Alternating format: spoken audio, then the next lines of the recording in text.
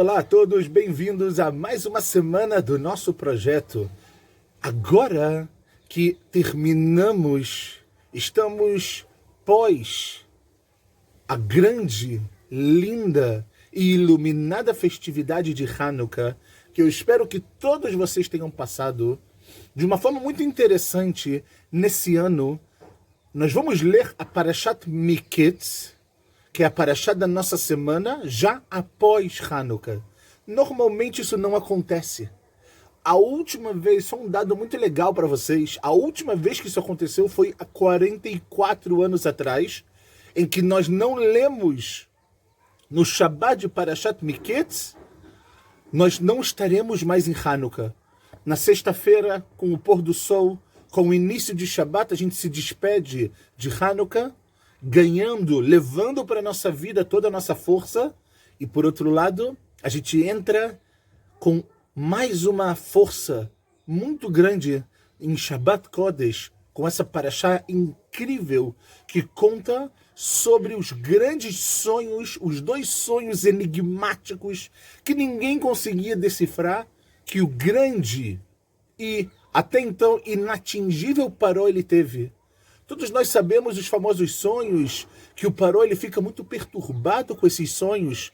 Ele vai e no primeiro momento ele sonha que tinham vacas gordas que estavam no rio Nilo, e depois que viam vacas magras e comiam essas vacas gordas, e depois das espigas de milho, primeiro bonitas, lindas, maravilhosas, e depois as espigas feias que vinham e, bum, terminavam, acabavam com aquilo. O Paró fica muito desesperado. O que está acontecendo? O que sonho é esse? E está escrito na Torá que não tinha ninguém que conseguia decifrar esse sonho para o Paró.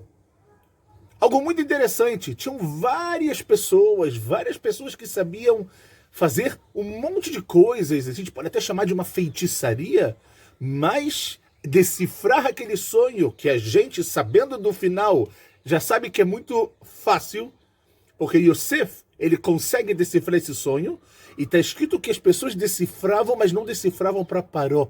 O Rashi traz isso. Traz que o Paró, o ouvido dele ficava um pouco perturbado com as coisas que ele ouvia. Ele falava que ia ter 7 filhos, depois ele ia enterrar 7 filhos, e etc. Mas ninguém veio de uma forma que deu para o Paró uma satisfação. Um ishuvdat, uma tranquilidade para falar, olha, apesar de que eu sei que o ano, né, as coisas boas vão vir, mas depois eu estou vendo que essas coisas boas vão embora. E o que o Paró faz? Ele começa a ficar desesperado. E aí vem, como a gente lembra, o chefe dos padeiros, e ele lembra de Yosef. Vaizkor et Yosef. Yosef, no final da semana passada, na 7ª porção da semana passada, Yosef ele decifra os dois sonhos daqueles dois homens do Paró que estão na prisão, o chefe dos copeiros, o chefe dos padeiros. Assim acontece com cada um deles. Yosef pede para ele, lembra de mim, não esquece de mim. Fala na Torá, Vaishkacheu. Ata somer et chayav al ben adam, quando você apoia a sua vida num ser humano, esse ser humano vai esquecer, porque ele não é Deus. Ele é limitado, ele vai esquecer de você. Quando ele tem interesse, ele vai estar com você. Você é muito bom, você é incrível, mas quando passar esse interesse, vai escarrer, ele vai te esquecer. E durante 2 anos, Yosef passa, depois de decifrar o sonho deles dois, Yosef passa em Mitzrayim, no fundo do poço mais uma vez, no cárcere. Ele passa esses 2 anos até que de repente ele tá, imaginem vocês, depois de 2 anos como é que ele podia estar, né? Com as barbas grandes, cabelo grande, as roupas, ele estava um trapo, literalmente. E vem os ajudantes do Paró e falam, olha, você, ô judeu, vem. Ele fala, o Paró está te chamando. O Paró está te chamando porque ele teve um sonho e não tem ninguém que consegue decifrar esse sonho. Ele precisa de você. Ele escutou de você. Agora, pessoal, preste atenção. Se o rei te chamou, o que você faz quando o rei te chama? imediatamente a gente deveria imaginar que Yosef ele ia o quê? Vamos, agora, eu quero sair daqui. Não. O que Yosef ele faz? O Rashi traz algo muito interessante, tá? Que por Kvod Malchut, para dar honra ao rei, por mais que a gente está falando do Paró, que a gente sabe que naquela época era ainda bom, ainda tinha as suas qualidades. Depois a gente sabe o que acontece com esse Paró, com outro Paró, quando começa a escravidão, a gente mais não vai entrar agora nisso. Mas o que eu quero trazer para vocês é que a gente sabe, é sabido que o Paró, uma das características marcantes dele era a falta de paciência. Paró não tinha paciência. Lembrem vocês, mais uma vez, ele colocou o chefe do copeiro e o chefe dos padeiros aonde? Na prisão. Por quê? Eu não tenho paciência, sai. E de repente, Yosef já sabia disso. E o Rashi conta que o que Yosef faz quando ele escuta a notícia de que ele vai sair da prisão, de que ele vai diante do rei. Está escrito que Yosef está sendo levado e ele vira para os encarregados do Paró e fala, para. Agora eu vou passar ali no cabeleireiro, Leavdil, a gente está falando, óbvio que não existe como a gente conhece hoje. E está escrito que Yosef, ele faz a sua barba, ele corta o seu cabelo, ele fala, eu não posso chegar ao maltrapilho na frente do Paró. Não vai ter kavod, não vai ter honra para ele. Está escrito que Yosef, ele troca as suas vestimentas. Eu não posso ir com vestimentas de prisão, eu tenho que ir com vestimentas melhores. Ele faz um pequenininho shopping ali, até para chegar na frente do Paró. E aí, pessoal, a grande pergunta que a gente tem que se fazer é, por que o Paró dessa vez tem tanta paciência? Por que o Paró dessa vez espera Yosef? Vocês acham, imaginem vocês, o Paró vira para os seus servos e fala, tragam Yosef. Ótimo. Quanto tempo o Paró achou que Yosef ia estar ali?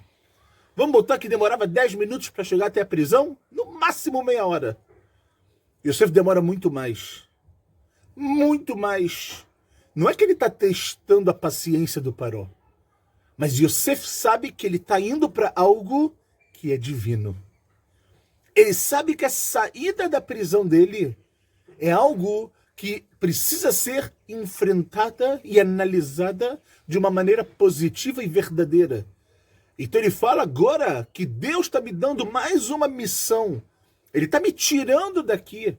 Porque o tempo inteiro, apesar de que Yosef naquele momento se apoiou um pouquinho no chefe dos padeiros, apesar disso, Yosef nunca perdeu a sua confiança em Deus.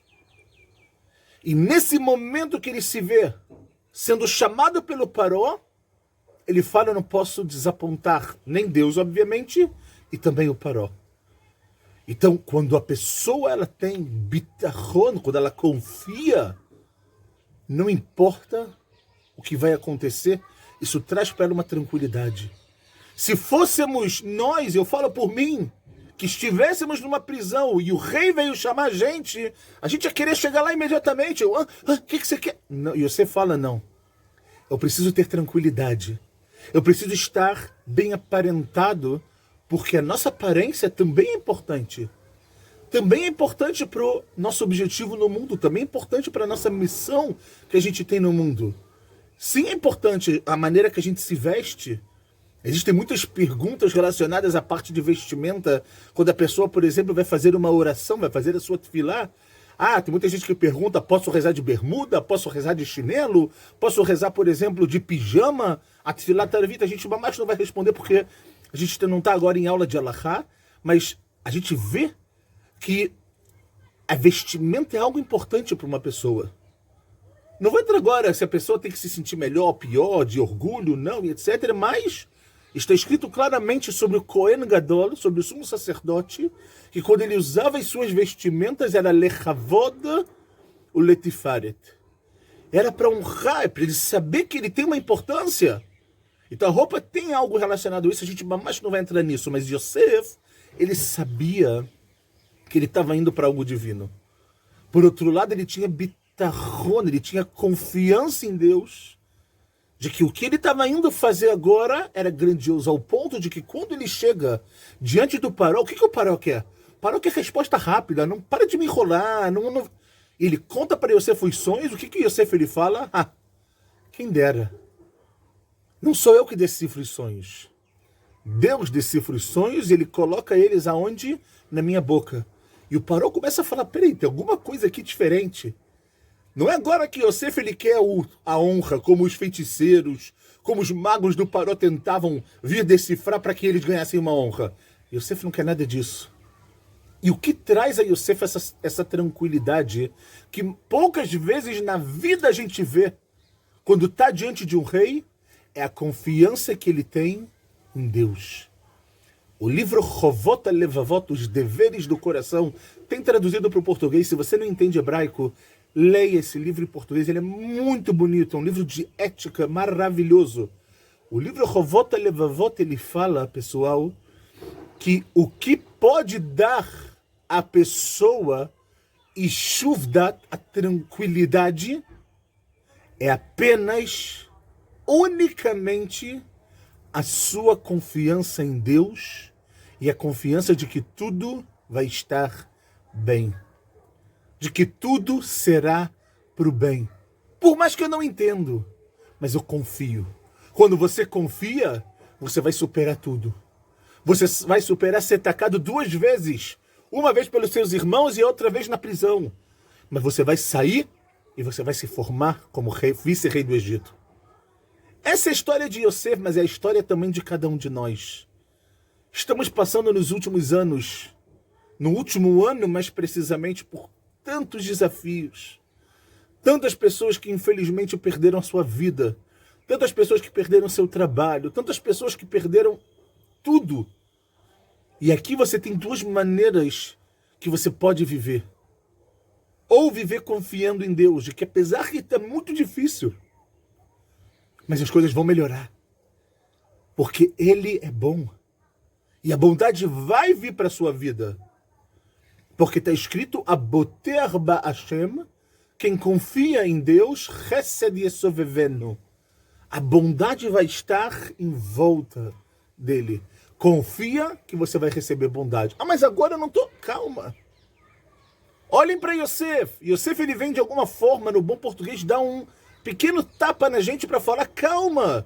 Yosef, depois de ter feito algo milagroso e muito bom com uma pessoa, foi esquecido 2 anos. Isso abalou a fé dele? Não.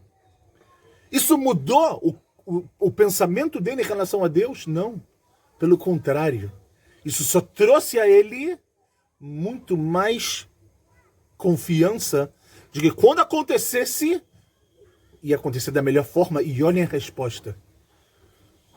Depois de passar por poucas e boas, depois de ser vendido por tudo que vocês possam imaginar, depois de ser acusado por algo que ele não fez, nós falamos sobre o teste de Yosef com a esposa de Potifar na semana passada, depois disso tudo, Yosef sai para se tornar vice-rei do Egito.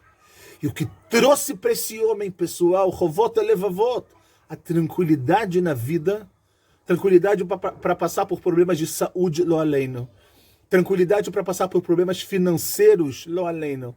Tranquilidade para passar por problemas de não conseguir ter filhos, ou de não conseguir casar os seus filhos, os seus netos. O remédio para isso é confiança em Deus. Você quer ter tranquilidade na vida? Siga o exemplo de Yosef.